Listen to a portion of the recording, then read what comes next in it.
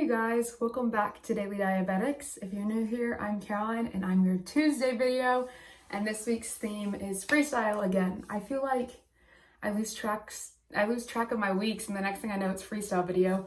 And just so you all know, starting last time, after the freestyle video, we take a week off. So next week there won't be any uploads, but following that we'll start with a new theme. And today I'm going to be updating you all on my A1C. If you've been watching recently my videos, you know it's something I've been working towards. There's something constantly on my mind trying to bring it down, because either a year ago or 6 months ago, sometime between then, my A1C was, I believe, 8.5, which for me, sorry, there's people outside, which for me is high. I had a streak of being in the 6s, which was super nice, but I was only in the 6s because I had a bunch of low blood sugars. So then we tried to fix that by eliminating the lows, and then I had just constant high blood sugars, and it took a while for us to bring them back down without having those lows. And I guess it's probably already been a month now, last month-ish. I had a doctor's appointment and I brought my A1C down to 7.2. So I think it's 8.5 and I think it's 7.2.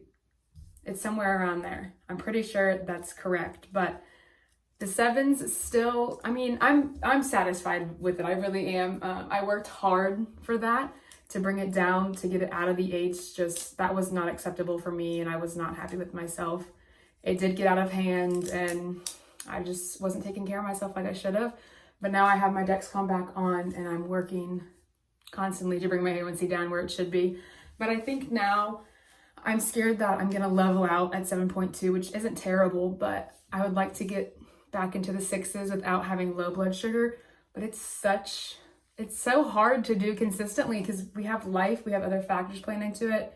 And I think one of the biggest things for me moving forward I'm scared that I'm gonna level out at 7.2 because I'm swimming now, and regardless of what sports you do with diabetes, you don't want low blood sugar while you're doing it, especially with swimming, because you're in the water. If you pass out, like, you better hope the lifeguard's watching. Knock on wood, because that's terrifying. So it's just, even when I'm 80, I don't want to swim. Like, I need a higher blood sugar when I'm swimming, and that's gonna, depending on how high my blood sugar is, that's gonna raise my A1C because I practice multiple times a week. I mean, of course, it's not going to have like too big of an impact, but if you think about it, practices add up. I don't know, I'm not too concerned about it, but that is just one thing that I've been thinking about, because I need my blood sugar to be like a solid higher number, because when I swim, it's going to drop. So I need it to be extra high to begin with, so that even when I do drop, I'm still not low. So we'll see how it goes. I am sending blood sugars in hopefully every 2 weeks-ish, / when I just need to make changes. My schedule is pretty consistent now, except I don't have practice every day. And an easy fix for that is to have like a temp basal, or not a temp basal, like 2 settings of a practice day setting and just a no practice setting. I can't think of the word I want for that. It's just like a basal setting. But one for when I have practices and one for days when I don't have practice. But the thing is with that, we've tried it before. We did a weekend and weekday schedule previously, which won't work now because I don't have practice every single weekday. But anyways, the thing for that for me is that I'm really bad with changing the settings in the morning and going back and forth. It's just, I'm not good with keeping up with that. Like, I can set an alarm, but it was just, for me, it didn't work out. But if I want this to work, and if I want to have 2 separate schedules, one for swimming and one for not, that's pretty much an easy solution. So I don't know, we're working on it.